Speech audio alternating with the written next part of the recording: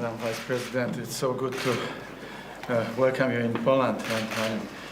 And well, like in those specific circumstances, I'm so happy that we have such a strong alliance with the United States. It's very important to strengthen the eastern flank, in particular right now with what is happening in the Ukraine, and we have to dedicate quality time to discuss how to help Ukrainians to maintain their sovereignty, territorial integrity, and their freedom, because they are fighting for our freedom, for the freedom of the whole of Europe. Thank you also for your brave decision about being independent of the Russian oil and gas, because this is their money for the war machine, so to say, in the first place. So thank you so much for being with us in Poland. Thank you, Mr. Prime Minister, for this warm welcome.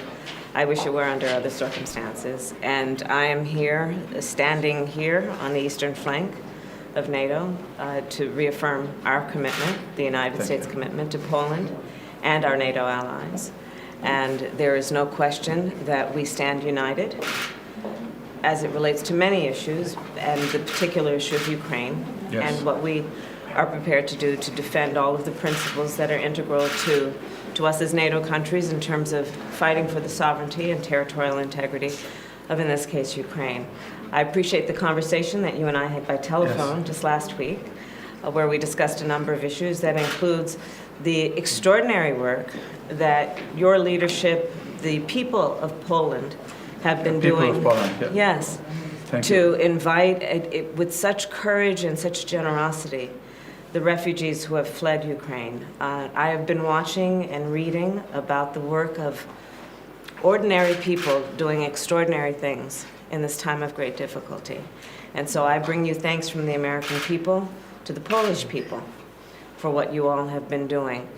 We will discuss many issues today, and it will include the ongoing commitment that the United States has to support of this region, including the people of Ukraine, that ranges from security assistance to humanitarian assistance to all of the other work that must be done to ensure that Russia also pays a serious and severe consequence.